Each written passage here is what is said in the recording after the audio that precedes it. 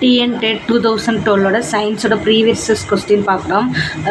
ஏற்கனவே 10 கொஸ்டின் வரை பார்த்துட்டு இப்போ 11 கொஸ்டின் பார்க்குறோம். எரிபொருளின் சரியான கலோரி மதிப்புகள் கீழ்கான் மேதேன் ஒன்றின் ஏறுவரிசையில் உள்ளது. அதாவது இதை மாற்றி கொடுத்துருப்பாங்க. இது சரியான ஆன்சர் மீத்தேன், கரி, ஹைட்ரஜன், நீர்வாயு, இயற்கை வாயு. 12th கொஸ்டின் ஒய் என்ற ஒளிப்புகு பொருளோடு சேர்த்து வைக்கப்பட்ட எக்ஸ் என்ற மற்றொரு ஒளிப்புகு பொருள் மீது ஒரு ஒளிக்கதிர் படுகிறது. அக்கதிர் ஒய்யின் வழியாக வெளிவராததற்கான காரணம் எக்ஸ் என்பது அடர்மிகு ஊடகம் மற்றும் I greater C. 13வது கொஸ்டின் வெப்பச்சலனம் ஏற்படும் போது அதன் இயற்பியல் பண்பில் ஏற்படும் மாற்றம் என்ன மாற்றம் ஏற்படும்னா மூலக்கூறுகளுக்கு இடையே உள்ள ஈர்ப்பு விசை. 14th கொஸ்டின் இந்த இனப்பெருக்க முறையில் 8 தலைமுறைகளில் புரோட்டோசோவாவின் இனத்தொகை பெருக்கம் 256 உள்ளது. இந்த இனப்பெருக்கத்தின் பெயர் என்னன்னா இருசம பிளவு.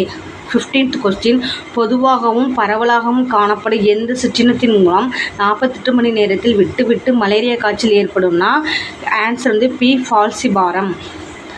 16வது கொஸ்டின் கீழே கொடுக்கப்பட்ட சிம்பன்சின் பல்வேறு செல்களின் பெயர்களும் அவற்றின் குரோமோசோம் எண்ணிக்கையும் தரப்பட்டுள்ளது. அது சரியான பொருத்தான். ஃபர்ஸ்ட் என்ன கொடுத்துருக்காங்கன்னா கருமுட்டை 48, தாய் விந்து செல் 24, விந்தணு 24, அண்டசெல் 48. இதோட கரெக்ட் ஆன்சர் 1, 3. அதாவது கருமுட்டை 48, விந்தணு 24. இதுதான் இதோட கரெக்ட் ஆன்சர்.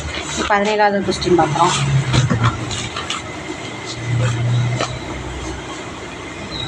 செயற்கை மழையை ஏற்படுத்த மேகத்தின் மீது தூவப்படுவது ஆன்சர் திட கார்பன் டை ஆக்சைடு. 18வது கொஸ்டின் 25 வயதுள்ள ஒரு நபர் விபத்தில் வலது காலை இழந்தார்.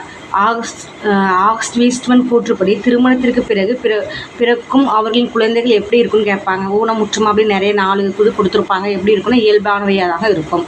19வது கொஸ்டின் ஒளிச்சார் பசைவு மற்றும் புவிச்சார் பசைவு காணப்படும் தாவர பகுதி முறையே தண்டும் வேரும். அதுக்கப்புறம் 20 அல்லோகேமி மூலம் நல்ல பயிர் பெருக்கத்திற்கு விவசாயி தாவரத்தின் எந்த பகுதியை நீக்கம் செய்வார்?